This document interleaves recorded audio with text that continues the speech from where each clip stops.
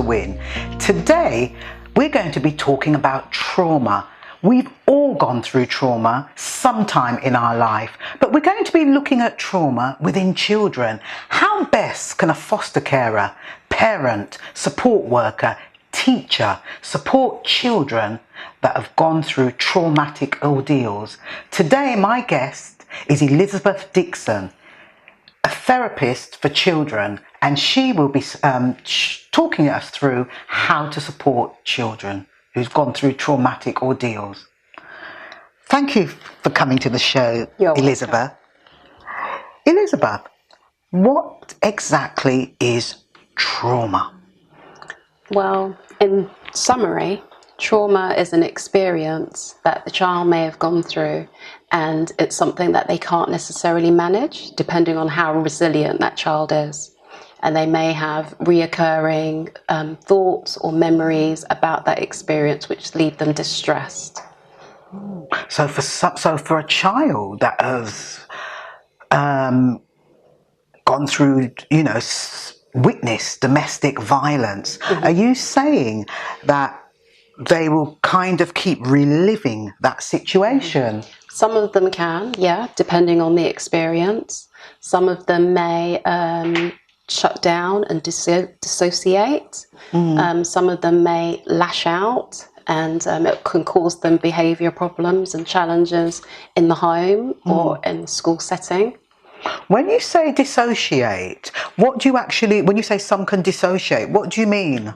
So some of them can stop talking, or choose not to bond or relate with other individuals how a child would. So not wanting friends, maybe being unkind to other children because of the pain that they're feeling and that they're re-experiencing and that they can't manage. So the disassociation would be kind of, in a way, like a shutting down. They would actually just shut down. It can be. And not want to engage or do the normal things that children do, as you're saying. They can have challenges around concentration. Wow. So their concentration span would be a lot shorter. Right. Would give them challenges at school, because at school they're expected to focus for a certain period of time, depending on the age of the child. And sometimes, depending on the experiences that they've gone through, they find it hard to take instruction from adults. So because the adults that's been caring for them, it's not been a safe environment, they would have challenges with that at school, where an adult would be telling them what to do. They may not be trusting of that adult at school. Wow. So it can actually bring so many different, it can bring up so many different things, and they seem to be quite negative things. Should you, for a child that's actually gone through trauma, is it something that you should talk to them about? You mean the parent in the home? Yeah, the parent, the guardian, the foster carer, teacher. I think where we, the parent or the carer, the person at the home, it's not something to keep on talking to the child about, because it could almost enable the child to go through the trauma over and over again. It would be useful for that once, for the child to, for the parent to acknowledge and the carer to acknowledge what the child has gone through. Let the child know that they're there, and any time that the child wants to talk to them about it, that they can. Or even if they don't want to talk to them about it, but maybe just want a hug, or maybe to do something special, to let that, to have that opening for the child available. So it's really, that sounds like it's tuning in to the child's needs. Definitely. At a particular time. Definitely. But with the teachers at school, depending on the setup at school, for myself, the experience that I've had where children have gone through a lot of trauma in the primary school setting, it was more about the head teacher and senior members of staff being aware of what's going on in the home, and just letting the teachers know that there's challenges in the home, rather than giving the teachers intricate details of exactly what the child's gone through. So, because we don't want the teachers to be mentioning anything like that in the classroom, because you want the child to feel safe in the classroom. Right. So confidentiality it plays an important part, doesn't it? Definitely. In terms of keeping the child safe, and Yeah. I suppose also not safeguarding the child in being judged. Yeah, that as well, because the teacher may not know how to manage whatever situation that the child's gone through.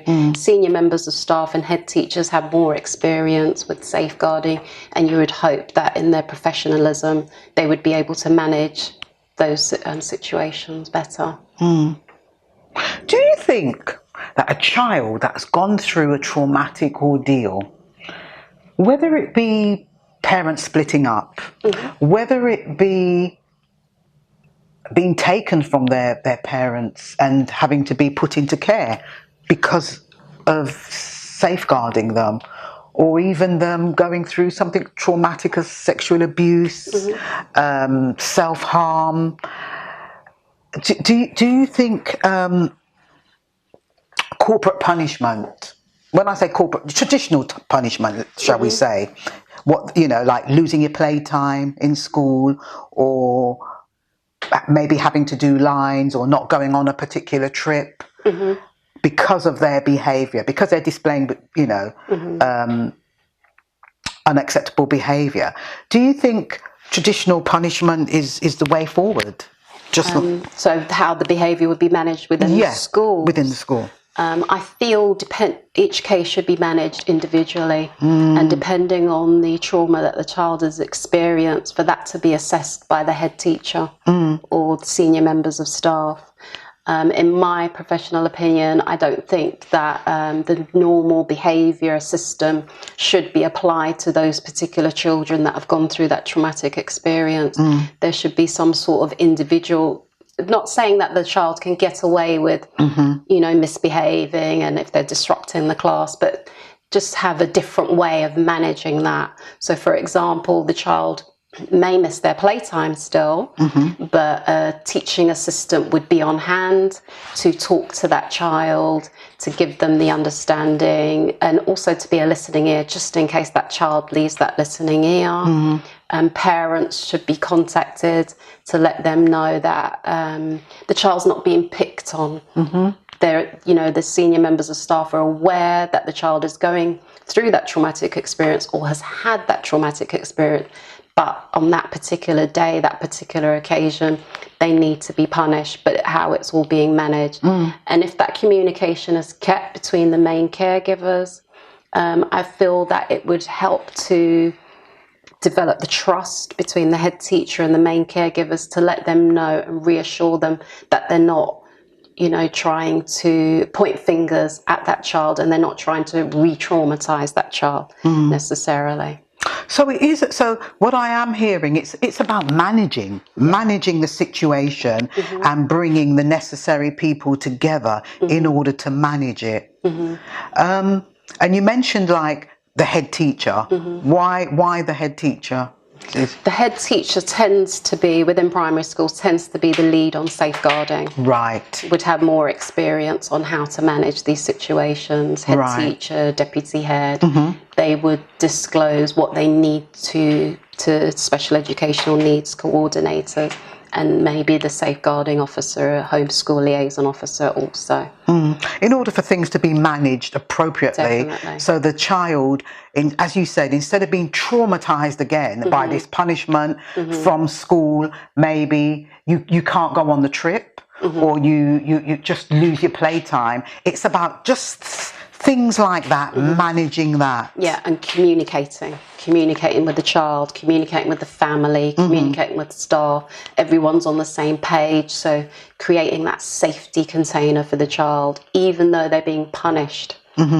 Just creating that safety for them, so less chance of them re-experiencing that trauma. So it's really thinking things through before you, Definitely. I would say to teachers, head teachers, work together as a team in order to help that child instead of just coming out with a punishment, lose your playtime, don't go on, you're not able to go on the trip, so that the child is not traumatized again.